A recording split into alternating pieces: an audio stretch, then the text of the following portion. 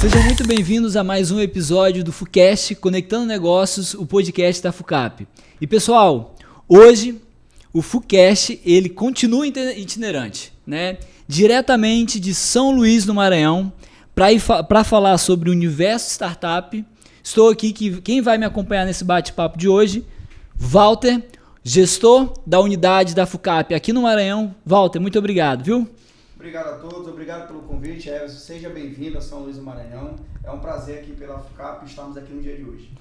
Walter, pessoal, o Walter, para estrear aqui, né, esse FUCast aqui no Maranhão, ele trouxe uma convidada super especial, que entende de fato de startup, que entende de negócio, e ela, a Leonália Lopes, que é CEO da Imagina Kids, presidente da Startup Maranhão, e isso ela vai explicar muito bem. E professora, a Leonália, vou te chamar de Ali, muito obrigado. Obrigada pelo convite, um prazer estar aqui para conversar com vocês, falar um pouquinho sobre esse processo tão bacana que é o universo das startups. Muito obrigado, Ali.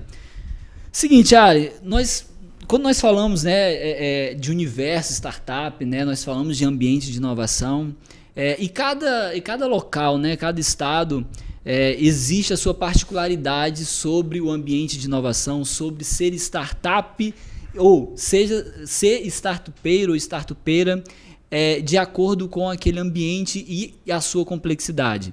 E aqui a gente vai falar exatamente hoje sobre a complexidade de se ter uma startup, iniciar uma startup, iniciar um negócio em ambientes complexos, né?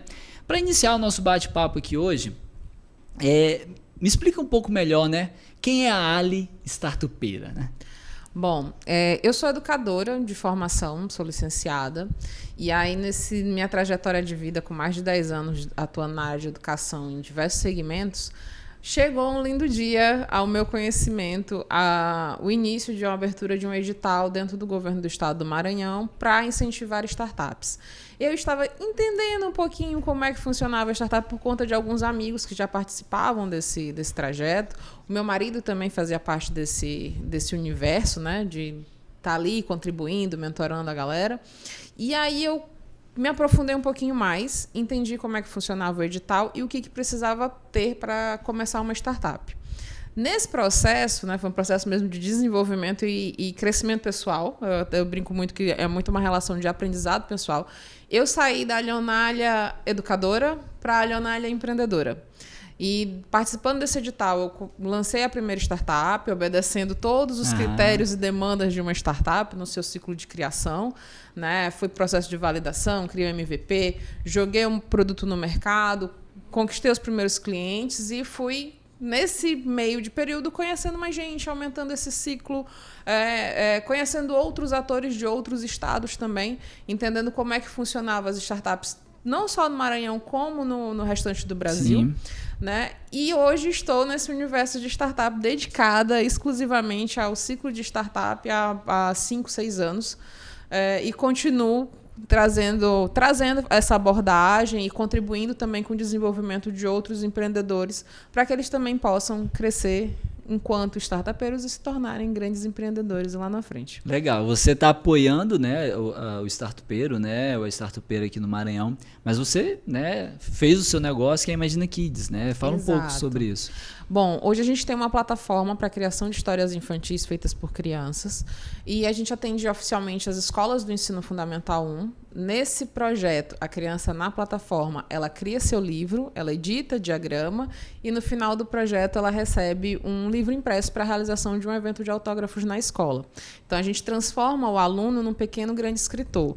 Né? E nesse momento a gente traz para a escola o desenvolvimento do aluno, para os pais também, mostra para eles como é que foi esse processo de desenvolvimento e faz uma aproximação entre a atividade da criança, a atividade dos pais e a atividade da escola. Então eles ficam muito bem conectados e no final do projeto traz uma lembrança afetiva, uma memória afetiva para as famílias, que é o livro dos seus pequenos autores.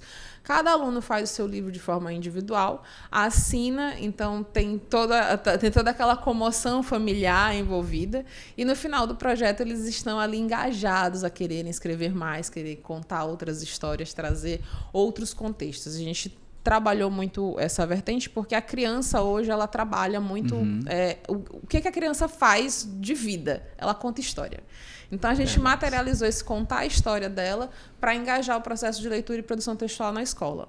Hoje a Imagina Kids trabalha com 15 estados brasileiros, né? A gente está nesse ciclo mesmo de expansão e desenvolvimento, trazendo outras instituições para o nosso escopo e aumentando esse número de alunos, transformando eles em pequenos, grandes escritores. Que legal, que legal. E a gente vai falar mais sobre isso.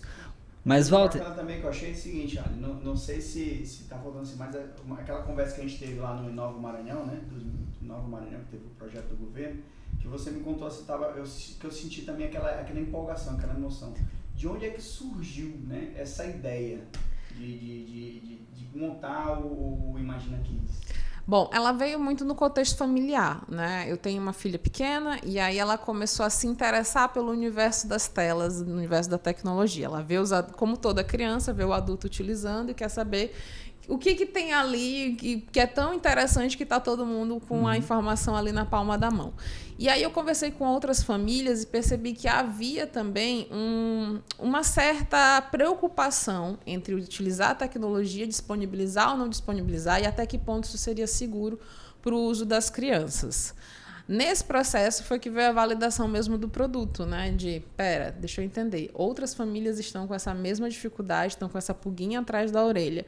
Mas, conversando com os pais, eles disseram assim, eu me preocupo muito, eu tento afastar um pouco, mas eu me preocupo com o desenvolvimento do meu filho, mas eu também deixo um pouquinho essa missão com a escola. A escola ela tem ali, do outro lado, como ajudar a criança a entender, a utilizar a tecnologia de forma saudável. E aí a gente parte para conversar com a escola diz, olha, a gente tem tentado fazer isso, só que a gente tem tido, assim, algumas dificuldades, porque os alunos eles não querem necessariamente ler e escrever. Ele tem a informação na palma da mão, mas ele quer ler só o que está no título. Ele não quer se aprofundar na leitura. E isso também preocupa os pais. E aí a gente vai fechando, né, a cadeia. Os pais estão preocupados com o desenvolvimento do aluno, ele quer utilizar a tecnologia, mas não sabe como. A escola está preocupada com isso, ela quer utilizar a tecnologia, mas ela está ainda se adaptando. O aluno ele quer usar a tecnologia e as outras informações não estão chamando tanta atenção dele.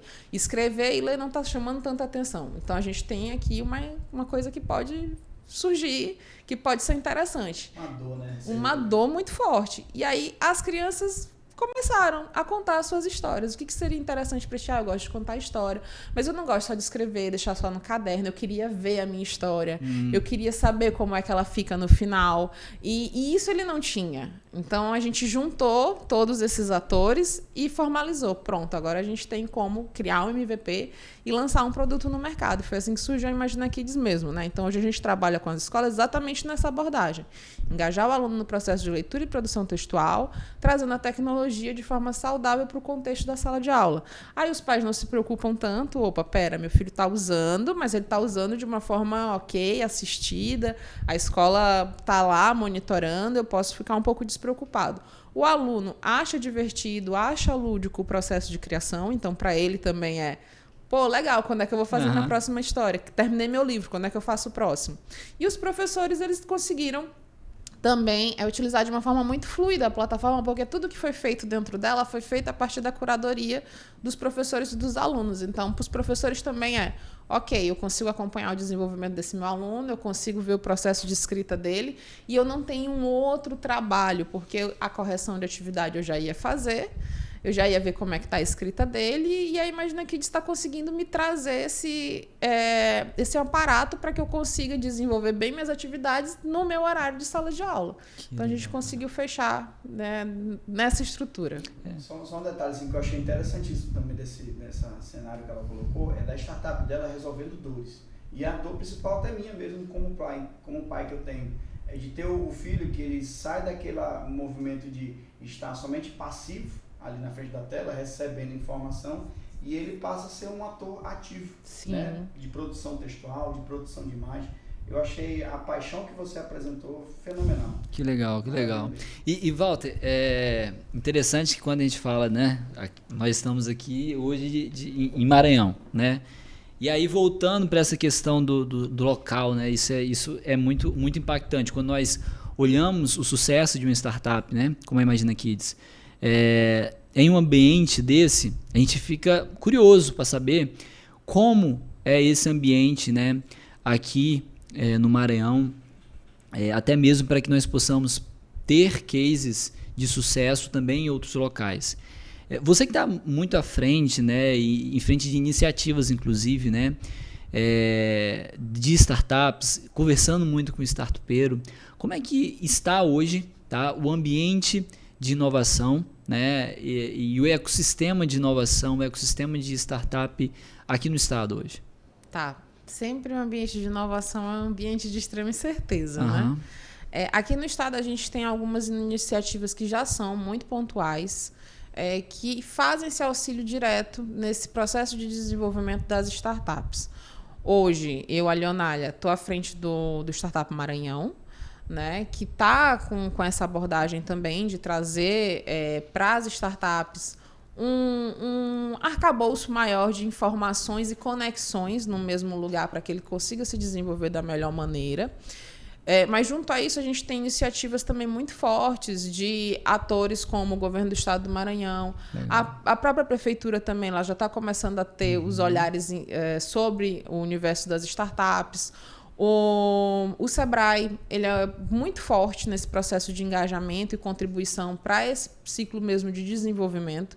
Hoje a gente tem alguns editais que estão sendo lançados quase que anualmente para fazer o auxílio desses ciclos de startup, onde elas conseguem ter mentorias, conseguem ter o acompanhamento de etapa por etapa, até poder lançar, quando elas já têm um protótipo, elas conseguem já lançar esse produto no mercado, quando está só na ideação, também o propósito é que ele consiga se desenvolver e chegue também ao lançamento no mercado desse produto. Então, a gente vai ali fazendo essas adaptações, né?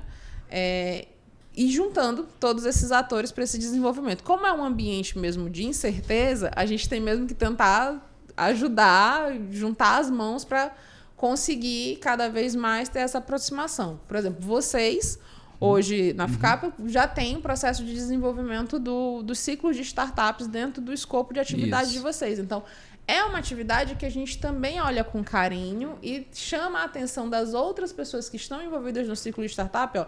Atenção, gente, a FUCAP está lançando aqui um edital, tem as startups que estão sendo atendidas, então vamos se inscrever, o que está precisando, o que está faltando para vocês, qual é o próximo passo que vocês ainda não têm. Algumas vezes é uma informação muito simples que o empreendedor ele tem, mas ele não sabe como colocar aquilo no papel, ele não sabe como traduzir aquilo. Então, o nosso propósito também é dar esse empurrãozinho para que ele consiga chegar lá e consiga se desenvolver e mostrar como é que essa atividade. O Maranhão, por não estar oficialmente, né, no eixo sul e sudeste, que é onde a gente tem o maior número de startups hoje no Brasil, a gente está um pouquinho mais distante, mas a gente tem desenvolvido um trabalho muito positivo. Tem muita gente com os olhos virados, sim, para o Maranhão, querendo entender o que está acontecendo aqui, né? E como foi que essa galera de startup resolveu sair e se lançar no mercado. Esse ciclo nosso de startup ele já vem sendo desenhado há 10 anos. Antes de startup estar nesse burburinho todo de opa, pera, o que é uma startup? A gente já tinha um grupo que fazia essa movimentação e tentava conversar com vários atores, dizer, gente, olha, tem uma nova forma de criar empreendimentos, está sendo lançado lá no Vale do Silício, mas a gente pode começar essa discussão aqui. Então, a gente tinha um grupo, eu brinco muito com os meninos, que logo no comecinho eles estavam assim, quase os adolescentes no seu fluxo, né? Eles entenderam, acharam que era legal e começaram a trabalhar sobre isso, conversar com muita gente. E aí, lá atrás, eles fizeram essas iniciativas de vamos conversar aqui com o governo do estado, vamos ver se não dá para sair um edital, vamos conversar com o Sebrae e ver também o que pode ser feito de aproximação. Então, essas atividades elas foram sendo desenvolvidas e a gente não largou mais. A gente segurou, abraçou a oportunidade e disse, não, pera, a gente tem que continuar com esse ciclo mesmo de desenvolvimento. Se é para transformar uma realidade, se é para transformar uma história, vamos transformar. Hoje a gente ainda tem particularmente, tá? Eu, a Leonália, considero que a gente ainda tem um número baixo de startups. Entretanto, quando a gente fala com outros atores de outros estados, a visão deles já é diferente. Opa, vocês já estão com um número bem Tem bem catalogado bacana. isso, Aline? A gente tem algumas catalogações da Soluizes, do Sebrae, do Inova Maranhão com relação ao número de startups. Só que startup, ela nem sempre conclui seu ciclo de vida, né? A morte delas, ela acaba sendo um pouquinho mais rápido. E até a dinâmica mesmo do processo é essa. Você tem que ter uma ideia, validar ela e pivotar de uma forma muito rápida. Então, se aquele produto não tem fit com o mercado, se ele não tem validade no mercado, não tem por que ele continuar. Então, morre uma startup e nasce uma outra. Perfeito. Então, essa catalogação ela também acaba sendo muito dinâmica por conta disso. Então, anualmente, a gente tem que fazer algumas adaptações, porque a gente até tem alguns mesmos atores dentro do ciclo, alguns empreendedores puxando o projeto, mas as ideias elas não são mais as mesmas. E aí, quando a gente traz essa visão para o Maranhão, ano passado, por exemplo, a gente teve aqui o Neon, né? Que Participamos. Foi incrível o Neon. Quando disseram, vamos fazer o Neon por ser uma atividade do Nordeste, né? O Nordeste On, vamos começar em um eixo onde não esteja popular, onde não se esteja falando oficialmente de startup. Logo no primeiro momento, quando se fala em Nordeste, se fala em empreendedorismo, vamos para Recife, vamos para Bahia. E eles disseram, não, vamos fazer uma coisa diferente. A galera juntou e disse, vamos pegar um outro estado e fazer uma coisa diferente. E fizeram. Trouxe todo mundo para o Maranhão. Esse ano vai ser na Paraíba. Né? Então, são mudanças aí de visão. Então, a galera que veio para o Neon, teve muita gente de fora que veio para o Neon, veio meio incrédulo, né? Dizendo assim, será que isso vai dar certo? Será que isso vai ter, de fato, um bom número? E a gente teve mais de 600 startups expondo. 600 porque startups. Pegou as startups do Nordeste, isso porque foram as que se inscreveram. Né? Nem todo mundo passou na seleção. Mas a gente teve oficialmente um número muito expressivo de startup, tanto que teve um rodízio de exposição, né? Todo mundo não conseguiu expor todos os dias, exatamente para atender essa demanda e mostrar mais esse produto. Então, daí a gente vê que sim, tem muita coisa sendo produzida na região Nordeste, tem muita coisa sendo produzida no Maranhão, mas a gente precisa conseguir puxar essa turma para olhar o que está sendo feito aqui. Então, teve muita gente também do eixo Sul e Sudeste que veio para o Maranhão nesse período e disse, cara, eu não sabia que vocês estavam assim. Eu não sabia que vocês tinham tudo isso. Eu não sabia que vocês conseguiam conversar com vários setores para poder fazer tudo isso que a gente está vendo aqui. Então, até em como foi apresentado o nosso ciclo de inovação, né? A gente apresentou as atividades que estavam sendo feitas na UEMA, que estavam sendo feitas na UFMA, na Vale, nos centros educacionais e nos ambientes formais, né? Como o próprio Sebrae. Então, para eles foi assim, putz, vocês realmente estão trazendo uma novidade, estão mostrando que o Maranhão tem força, tem energia para poder desenvolver. Só estava faltando ali uma virada de ângulo para poder mostrar o que a gente está fazendo. Existe todo um ecossistema, né, no caso, de pessoas, de atores envolvidos e que aqui é próspero, né? Existe... Sim. A gente tem uma prosperidade de área também, né? A gente tem um agro que é forte, a gente tem uma área portuária que é muito forte. Então... Tem grão, né? Eu estava assistindo o jornal hoje e me surpreendeu a quantidade, né, de grão, né, que sai daqui, entendeu? Então, imagino que vocês estejam trabalhando justamente fomentando esses nichos, né, que fortalece o Maranhão, né? A gente tem uma força muito grande no portuário, né, de escoamento e recebimento de mercadorias, mas a gente tem uma produção também muito grande do agro. A região maranhense responsável pelo agro, ela tem um solo muito fértil, a gente tem cidades em que, por exemplo, o grão de soja, no lugar de ser produzido uma vez ao ano, consegue ser explorado 2 vezes por ano, consegue ter colheita. Então, isso faz uma diferença muito grande quando a gente fala de macro-regiões, micro-regiões que possam ter esse ciclo de abastecimento e também favorecer, né, os ciclos de exportação e importação. Então, a gente tem Balsas, Bacabal, Chapadinha, tem uma região muito próspera mesmo, sem contar a pecuária também, que é muito forte aqui. Então, por que não trazer soluções inovadoras para esses setores? Imperatriz, que é a segunda maior região do Maranhão, que tem muito forte essa relação também do agro e da pecuária, a gente tem algumas atividades de exposição, né, nas feiras dentro da cidade, em que consegue-se também explorar muito bem isso, entender quais são as dificuldades e as principais dores desses empresários, desses empreendedores, desses fazendeiros também, e tentar trazer a solução na outra via, né? E esse processo mesmo de conexão é uma conexão muito forte. Né? Não só a Leonália educadora, mas a Leonália professora, que tem uma startup, uma edtech, mas a gente vai conversando com outros atores mesmo. Exato. Né? Então, de trabalhar com outros setores, não virar só para o meu setor e dizer, deixa eu trabalhar exclusivamente com educação. Não, a gente quer transformar, então vamos transformar ajudando todo mundo. O ecossistema todo. Todo. E foi daí que surgiu, né, a ideia brilhante dessa Startup Maranhão, dessa associação que vocês formaram para tentar meio que reunir isso e fazer essas conexões? O Startup Maranhão, ele surgiu com um grupo, né, oficialmente, um grupo em 2004, 2005, mais ou menos. Não, um pouquinho depois. Meninos, desculpa, eu errei a data de vocês. Mas a gente tinha o João Silva, o Bruno Nogueira, tinha uma turma bem forte, o João Berto, que era do Sebrae também, que estava ali na ativa, trazendo essa mudança, né, essa mudança de chave.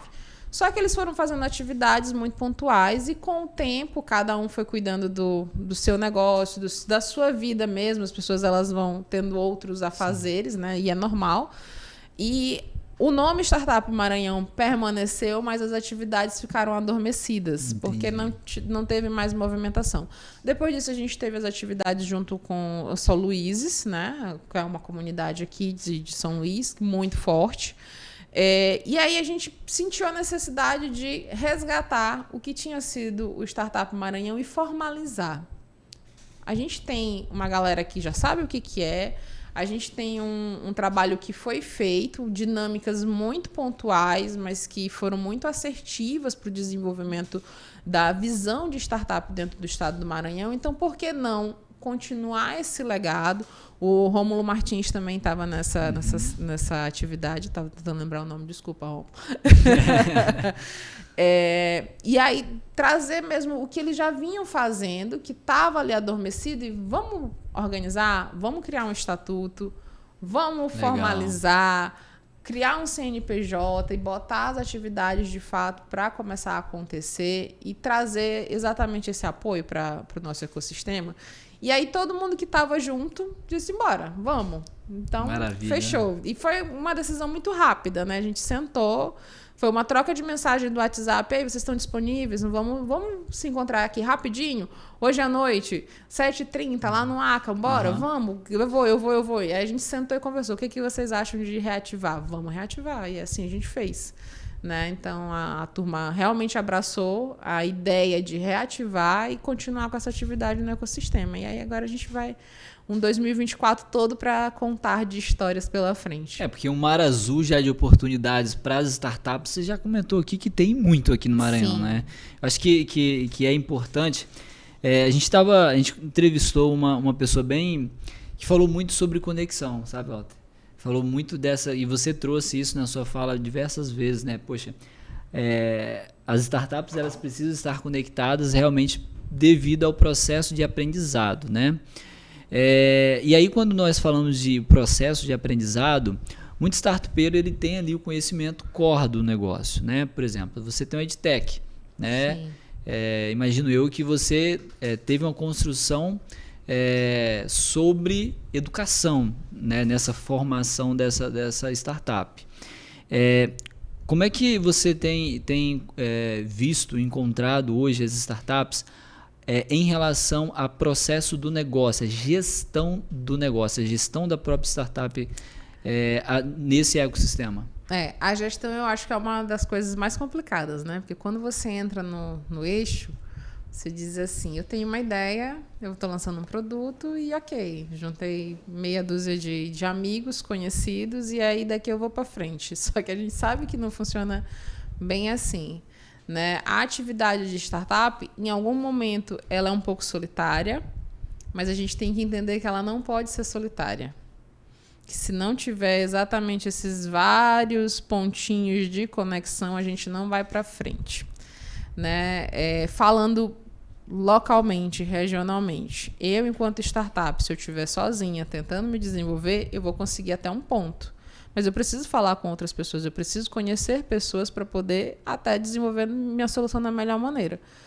Vou dar como exemplo o próprio processo de validação. Quando eu comecei a conversar com todo mundo, eu comecei a conversar com escolas. Se eu conhecesse só uma ou duas escolas, eu não teria validado o produto tão bem quanto eu tenho ele hoje. Né? Então, eu precisei conversar com mais gente, eu precisei tirar... E aí, falando de gestão, a gente fala de processo de venda mesmo, que todo mundo tem que se vender no final do dia no processo de startup. Então, você tem que tirar essa vergonha, guardar ela no bolso, né? E começar a agir. É literalmente levantar as mangas e mãos à massa. E se você não souber para onde você vai, esse caminho ele se torna mais difícil. É por isso que é tão importante a gente entender quais são os pontos fundamentais e essenciais para o desenvolvimento do negócio. E para isso a gente precisa entender de gestão. Quando eu, por ser uma pessoa da área de humanas, né, formalmente, eu brincava muito com isso, né? Todo mundo dizia assim, mas e aí? Digo, eu sou de humanas. Não preciso me preocupar com isso, que eu sou de humanas. Relaxa. Né? Mas assim, a gente sabe que tem aquela proporcionalidade, né? Tipo, contas pessoais, a gente não dá conta, então a gente tem que tentar se ajustar. Aí eu ficava nessa do sou de humanas, não preciso me preocupar com isso. Quando eu entendi o que era um negócio, como é que o negócio funciona, e eu disse, pera, tem que sentar aqui, estudar e analisar, porque agora a gente tem que trabalhar com os números. Hoje eu cuido da parte administrativa e financeira e da gestão comercial da Imagina Kids, né? Então, assim, qualquer coisa que passar na Imagina Kids tem que passar por mim. As pessoas que estão junto comigo também é um processo de gestão, porque a gente também fala de gestão de pessoas, a gente fala de gestão de projeto, gestão de produto, gestão da empresa, gestão de pessoas. A gente fala com pessoas o tempo todo. Então, se você não entender como é que você vai falar com pessoas e como é que você pode fazer com que isso lhe ajude lá na frente, o seu negócio não vai andar. Né? Então, trazer exatamente isso. Então, entender o processo de gestão, maturar esse processo de gestão, entender como é que funcionam as camadas do negócio para fazer com que ele, de fato, aconteça. Esse sempre a nossa meta maior no final do dia. Eita, olha, e uma dúvida me gerou a cabeça. Você está falando muito sobre gestão, eu sei que sua startup hoje em dia está quase virando já um unicórnio, né?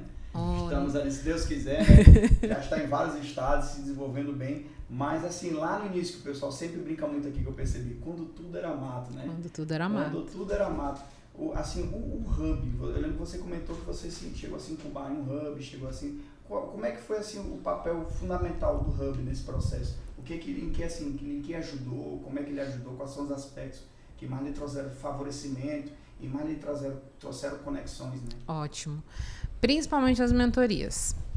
Por mais que a gente seja um trabalho que às vezes é solitário, a gente tem que falar com as pessoas, porque quanto mais a gente fala do nosso negócio, mais a gente tem sobre o que a gente está fazendo. Se a gente guarda isso numa caixinha nossa, não expande, a gente não consegue entender de fato o que a gente está fazendo. Fica uma coisa muito reduzida. Então, toda vez que eu parava e conversava sobre a Imagina Kids com alguém, com alguma indicação de mentoria, com alguém que só quisesse sentar e dizer assim, me explica aqui como é a Imagina Kids. Hoje eu ainda faço isso, mas há 2, 3 anos atrás, se o Walter se sentasse na minha frente e dissesse assim, Aline, me conta o que é a Imagina Kids.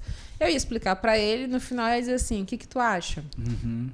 Porque eu queria saber a opinião dele, eu queria saber qual era a opinião externa. Né? E aí, só depois que a gente começa a explicar, começa a contar, toda vez que a gente vai... E aí, esse processo educacional mesmo, tá? Toda vez que a gente conta alguma coisa, a gente conta de uma forma melhor. A gente traz uma quantidade maior de informações. Mesmo que eu conte a mesma história, ela nunca vai ser contada do mesmo jeito. Ela vai ter sempre ali um ajuste ou outro. Então, toda vez eu parava e contava o que a gente fazia, sim, como é que a gente fazia, para quem que a gente fazia, para quem que a gente entregava isso, para poder também entender o que eu estava fazendo. Uhum. Você comentava para os outros para entender se fazia sentido para você mesmo, né? Sim, é um processo também de autoconhecimento. Pera, eu tô nisso daqui, eu virei uma chave.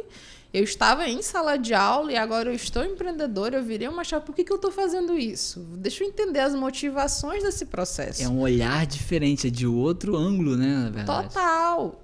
E aí a gente vinha e conversava com esses atores, né? Então, participar do Hub me ajudou muito a ter conexões para além do Estado.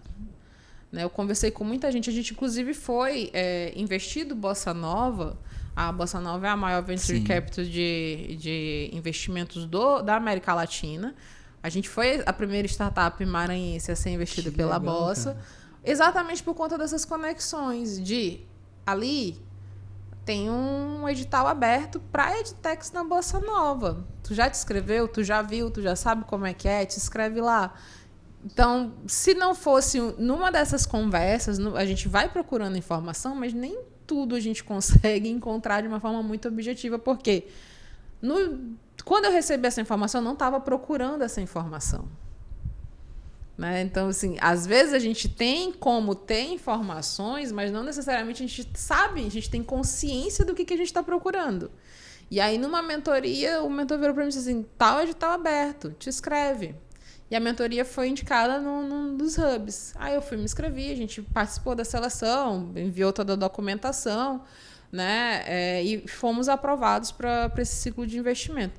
Mas se eu não tivesse tido essa proatividade de participar desses ambientes, de estar num ambiente de inovação, de estar falando, mergulhada nisso, eu não teria chegado a essa informação. E aí algumas coisas poderiam ter demorado mais para acontecer do que de fato aconteceram. Ou seja, está conectada, né? Está em conexões com outras pessoas, outros negócios. Até porque o negócio é feito de gente, né? Exato. Acho que existe a startup ela tem uma base tecnológica, né? A gente vai falar sobre IA aqui, mas por trás da startup tem gente, né? E as pessoas elas precisam estar conectadas, né, para justamente formar essa rede e é aquele negócio, né? Cara, só é difícil. É muito difícil. Entendeu? Isso é só um então, detalhe. Agora, vamos se juntar, né? Para ficar um pouco mais forte. Eu acho que o ambiente e é legal isso, que o ecossistema de inovação, e aonde a gente passa, a gente escuta isso. O ecossistema de inovação, de startup, ele tem muito isso. Né? Eu acho que a gente passou já daquela época, né? Daquela revolução industrial, né? A gente está em outro momento de revolução. Passou daquela época que a estratégia do negócio ela precisa estar guardada dentro de uma caixa preta, no baú, a 4 chaves. Acho que a estratégia hoje é o que se vende. Né? A estratégia do negócio ela é vendida e é isso que as startups fazem muito bem. E aqui no Maranhão eu estou vendo que isso está evoluindo muito e muito rápido. Então, justamente por pessoas como você, né, por empresas, startups como você que pensa nessa conexão. Agora, falando sobre base tecnológica. Né? Hoje a Imagina Kids, imagino que tem ali o produto, na verdade, ela é feita em cima de uma base tecnológica. Né? Como é que está a aplicação, tendo em vista que a gente está nessa revolução tecnológica de inteligência artificial? Como é que está a aplicação da inteligência artificial nas startups, inclusive na Imagina Kids? A gente já começou a implementação de IA de forma mais objetiva e direta. Inclusive, eu tive reunião ontem com os desenvolvedores sobre isso. né? Exatamente por conta dessas adaptações que a gente vai tendo. Hoje a gente tem um produto, a gente tem uma plataforma que ela tem algumas dinâmicas, né, de produção. Sim. E até mesmo de aproximação para com os alunos. Então, tem algumas atividades que a gente já percebeu que são necessárias que seja realizada a implementação de uma forma mais objetiva e direta.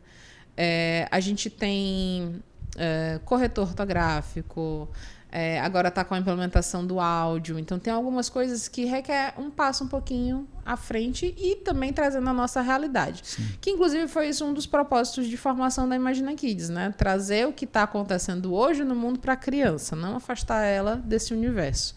Então, por que não também trazer essa aproximação desse ciclo? Sim. Os desenvolvedores hoje, eles já fazem esse processo. A gente tem uma plataforma bonitinha, fechadinha, só que ela vai sempre sofrendo ali alguns ajustes, né? Uhum. Exatamente nessa mesma dinâmica de startup. As coisas têm que acontecer muito rápido e o barco ele não para. Então, tu vai fazendo e vai construindo e vai fazendo e aí lança no mercado e faz a adaptação.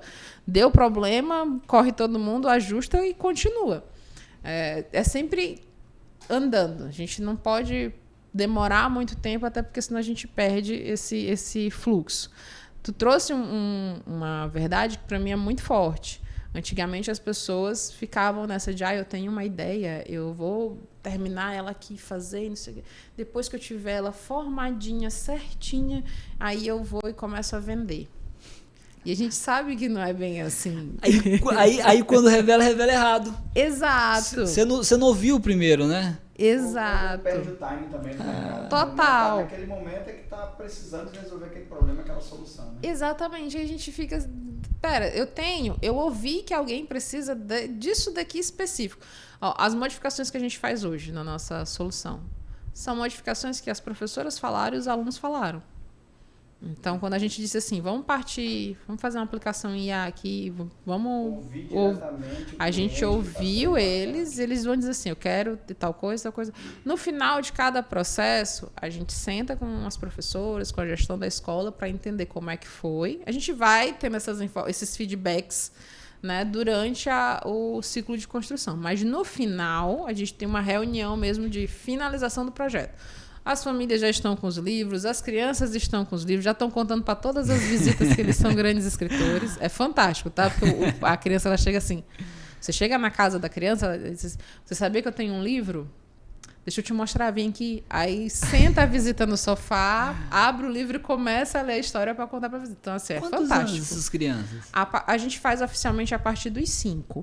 Uhum. Né? Os 5 ele já vem ali com as adaptações, porque está no processo de desenvolvimento da escrita. Uhum. Então, algumas crianças ainda não têm madura essa escrita, aí as professoras fazem esse registro, mas a gente tem como fazer atividade a partir desses 5 anos de idade. E aí elas vão fazendo até ali em torno de 11 anos, 12 anos de idade, que é quando termina o Fundamental 1 para partir para o Fundamental 2. Por que eu disse do 11 ao 12? Porque algumas escolas pedem para a gente no Fundamental 2. Ali tem como trazer aqui para o meu aluno do 6º ano, do 7º ano, que as professoras gostaram muito do projeto, estão desenvolvendo um projeto de escrita com eles e querem transformar em livro. A gente faz algumas adaptações. Mas, voltando no quesito da estrutura mesmo, de ter a ideia fechadinha. Se a gente estivesse buscando ter uma ideia fechadinha de uma coisinha certinha, talvez a Imagina Kids não fosse o que ela é hoje. Talvez não, com certeza ela não seria o que ela é hoje. Porque quando a gente começou o projeto, a gente tinha uma ideia, foi ouvindo todo mundo, foi fazendo as adaptações, né? Quando teve a nossa primeira escola cliente, Sim. Ela disse assim, eu gostei muito da ideia de vocês, quero rodar, vamos. Aí a gente, pera. Aí esfriou, né? Opa, deu aquele esfriozinho. E aí falando de processo de venda também, né? Você tá ali tentando vender e não consegue. Aí no lido de alguém diz, quero. Aí tu, não tô preparada para isso, não tava no meu script. Aí tem aquele passo da coragem também, né? Colocar a coragem em frente com o protótipo mesmo rodar. Exatamente. E a gente explicou pro nosso primeiro cliente, um protótipo, vai dar erro. Então, eu já estou te deixando ciente, a gente está fazendo um teste, é um projeto que... Aí a gestora, nossa, ela foi fantástica, ela virou e disse assim, eu entendi, eu super concordo, eu quero isso aqui na escola. pode fazer. Se der erro, vocês vão ajustando e a gente vai vendo o que dá no final. Então, assim, foi o divisor de águas pra gente, que eu fiquei assim, sério? Acho que esse é outro ponto que pra mim acho que é fundamental, o alinhamento de expectativas, né? Você alinhar as expectativas com o seu cliente, alinhar as expectativas que você vai entregar de resultado e entender que naquele momento tá tudo bem, que as coisas vão seguir, né? O principal, não minta pro cliente. Não minta para ele. Seja realista. É isso que eu tenho, é isso que eu consigo te entregar. Né? Hoje, por exemplo, a gente tem na nossa solução 3 formas de produção de livro. Aí, às vezes, o cliente vira e diz assim, uma escola vira e diz assim, eu gostei muito das 3, vejo os meus alunos trabalhando em turmas diferentes com os 3 formatos, mas eu queria fazer de uma maneira assim, assim, assim. E aí a gente tem que parar, analisar e dizer, pera, eu tenho uma pessoa que está fechando o contrato, que quer fazer essa modificação. Tem que ser bem analítico. Será que atender a essa uma pessoa com essa uma necessidade, o tempo que eu vou me debruçar para fazer essa adaptação, ele vai estar de acordo e vai ser aceito por outras escolas? Outras escolas me pediram a mesma coisa? Ainda não? Então, vamos guardar isso daqui na caixinha de sugestão. Avaliar a escala também, né? Exatamente. Porque se a gente for sempre fazendo essas adaptações, a gente não consegue ter esse processo de escala em momento algum. Então, guarda um pouquinho o que foi sugerido aqui. Quando um ou outro cliente trouxer a mesma solicitação, a gente abre essa caixinha de novo. Né? Ou até mesmo perguntar para os clientes que a gente já tem, isso daqui é interessante para ti? Não, o que vocês me entregam hoje está satisfatório. Ok, então obrigado. E aí a gente continua. Né? Porque senão a gente tem que se adaptar muito fácil, a gente tem que ter escala, tem que ter um produto que seja aderente ao mercado. Mas não dá para fazer tudo. Não dá para fazer tudo o tempo todo, porque senão tu nunca vai ter um produto que dê esse ciclo de escala. Então, tu tem que ter realmente uma ponderação de conversar com a equipe, tomar essa decisão de isso daqui dá para fazer? Isso é viável? Até onde eu consigo ir? O importante também é saber dizer não, né?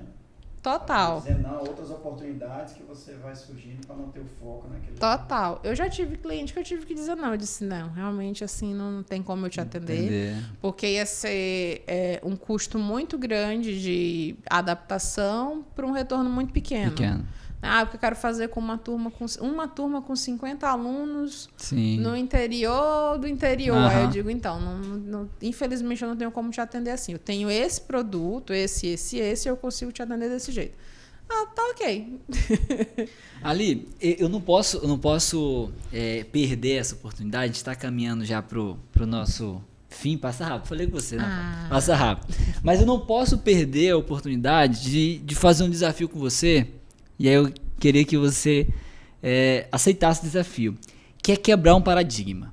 Né? Poxa, a gente tem um paradigma onde, falando dentro da área de educação, que a transformação tecnológica, a aplicação de inteligência artificial vai transformar o trabalho e as pessoas vão começar a perder suas posições. Né?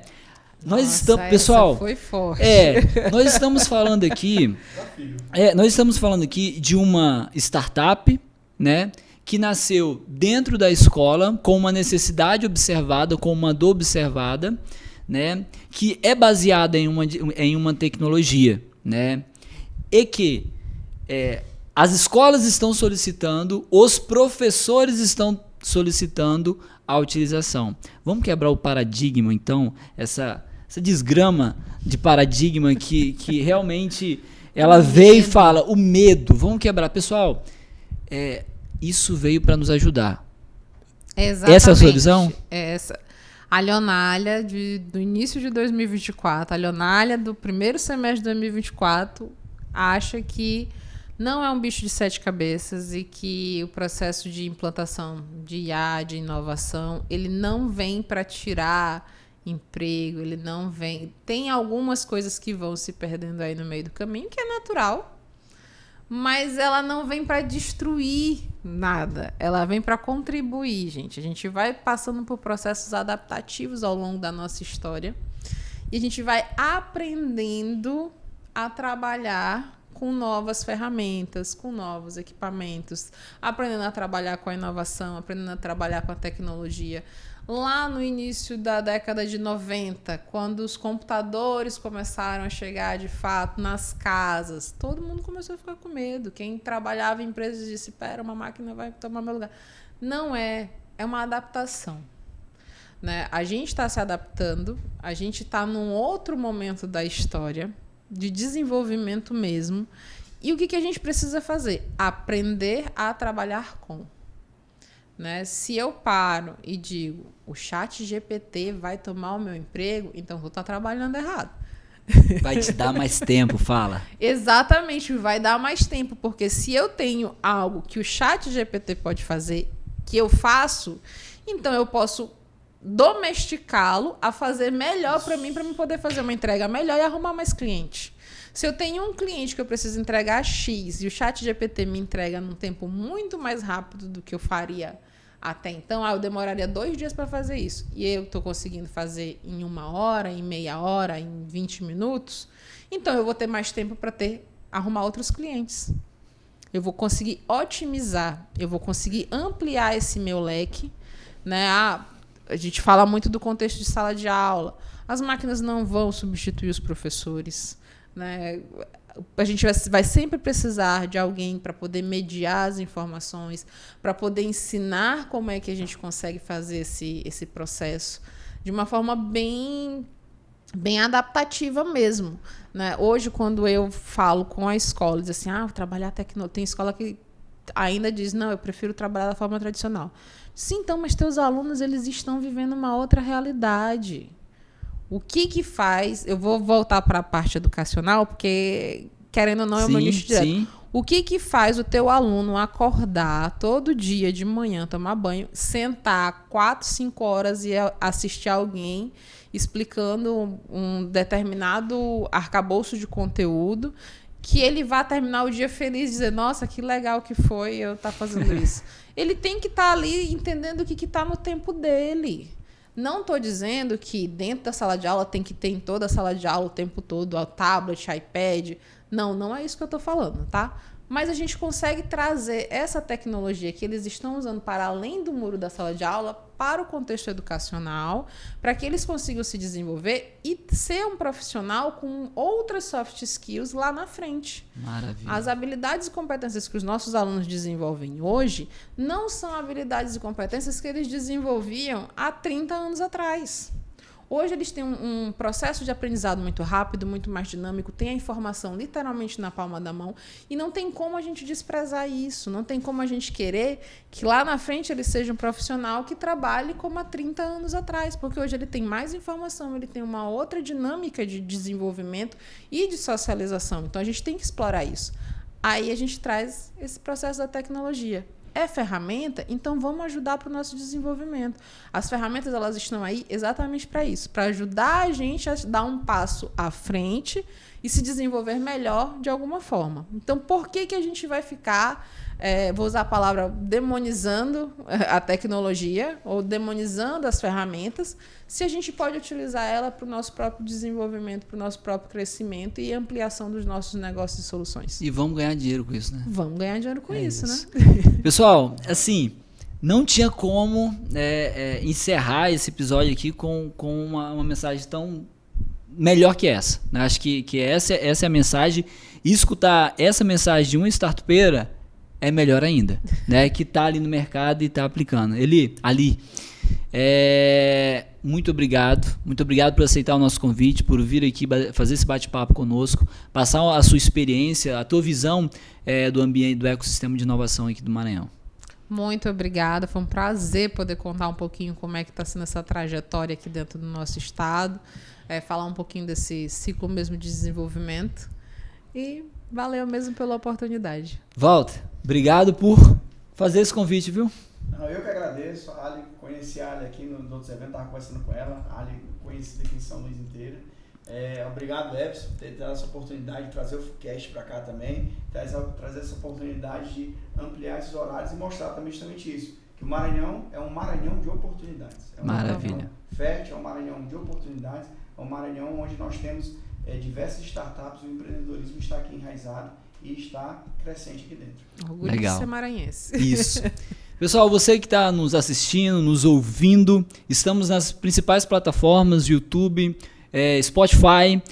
Nos siga, nos curta lá, vai lá, pega esse link, envia para os seus amigos, né, para escutar um pouco mais de conteúdo qualificado sobre o ecossistema de inovação, sobre startups. Envia esse link, deixe o seu comentário é muito importante para a gente, para construir essa rede de conteúdos qualificado. Episódio novo toda quarta-feira no canal da FUCAP, temos nossos episódios novos. Nos encontramos no próximo episódio, até mais.